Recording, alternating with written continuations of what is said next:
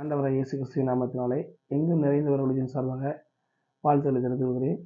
இந்த காலவெளியில் கூட தேவனுடைய வார்த்தையிலிருந்து நாம் சில விஷயம் தியானிக்கலாம். அதே நேரத்தில் இந்த நாள் இந்த வருடத்தின் இறுதி நாள். இந்த இறுதி நாள் அன்றைக்கு கர்த்தருடைய வார்த்தையிலிருந்து நாம் காரியங்களை பார்ப்பதற்கு முன்பாக நம்ம இதுவரையிலும் தேவனுடைய நடத்தல் எந்த அளவுக்கு நம்ம வாழ்க்கையில் இருந்திருக்கிறது, எப்படியெல்லாம் நம்ம நடத்திருக்கிறாங்கிறத நம்ம என்ன செய்யணும், எண்ணி பார்க்கணும். இந்த வருடத்தினுடைய இறுதி நாட்களில் இந்த செய்தியை நம்ம கேட்குறோம். இந்த 2024 இதுவரையும் தேவன் எப்படி ஆரம்பித்தார், இடைப்பட்ட பகுதியை எப்படி கொண்டு போனார், இப்பொழுது இறுதி அந்த கட்டத்தில் இப்படி கொண்டு வந்திருக்கிறத நம்ம சிந்திச்சு பார்க்கணும். அப்படிப்பட்ட ஒரு சிந்தனையின் அடிப்படையில் நன்றி சொல்லக்கூடிய விதத்தில் நாம் என்ன செய்ய போகிறோம், இந்த காரியத்தை நம்ம பார்க்க போகிறோம். இன்றைக்கி பார்க்கக்கூடிய வேத வசனத்தினுடைய சாராம்சத்தை சொல்லுகிறேன். சங்கீதம் எழுதின புஸ்தகம் 121 அதிகாரம், அதில் 8வது வசனத்தை நம்ம பார்க்கலாம். அதில் என்ன போட்டிருக்கிறத நான் வாசிக்கிறேன். கர்த்தர் உன் போக்கையும் உன் வரத்தையும் இது முதற்கொண்டு என்றைக்கும் காப்பார். இன்னைக்கு தான் இந்த இறுதி நாளில் இந்த வார்த்தையை நம்ம இறங்கி போகிறோம். இந்த 2024 இறுதி அந்த மாதம் இறுதி நாள் அன்றைக்கு இன்னைக்கு கர்த்தருடைய வார்த்தை இவ்வாறு வருகிறது. கர்த்தர் உன் போக்கையும் உன் வரத்தையும் இது முதற்கொண்டு என்றைக்கும் காப்பார்.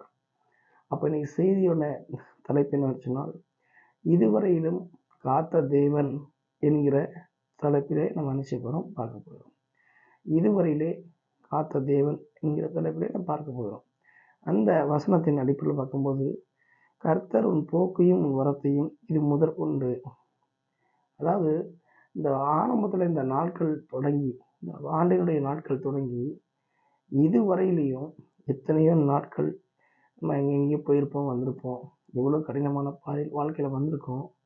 அப்படிப்பட்ட ஒரு சூழ்நிலையில் அந்த போகையிலும் அந்த நாட்கள் வருகையிலும் ஆண்டவர் நம்மை இதுவரையிலும் காப்பார் சொன்ன வார்த்தைப்படி அவர் என்ன செய்கிறாரு, பாதுகாத்து வைத்திருக்கிறார். எவ்வளோ நல்ல ஆண்டவர் தெரியுமா?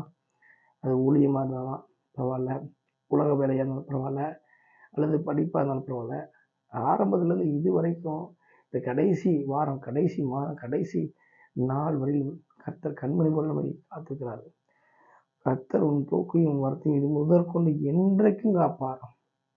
காப்பார் அப்படின்றது ரைட்டு, என்றைக்கும் காப்பார். அந்த சொன்ன வாக்கை அவர் நிறைவேற்றி காண்பித்திருக்கிறார் இந்த 2024.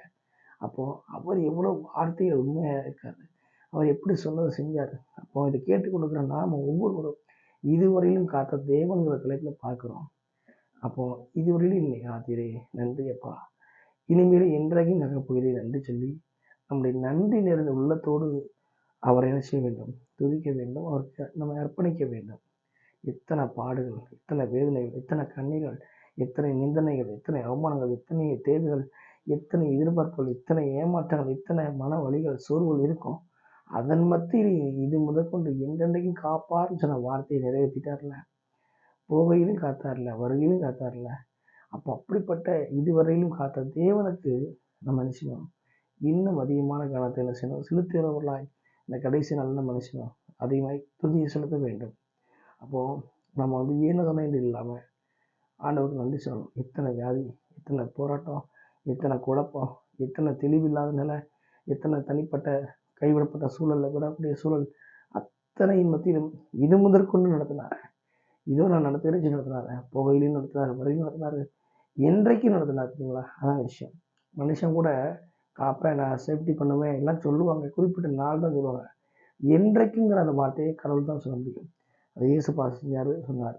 அப்போ இதை கேட்டுக்கொள்கிற ஒவ்வொரு தேவ ஜனங்களும், தேவ பிள்ளைகளும் இதுவரையிலும் நடத்தின தேவனுக்கு நன்றி செலுத்தி அது துதியை செலுத்துவோம்.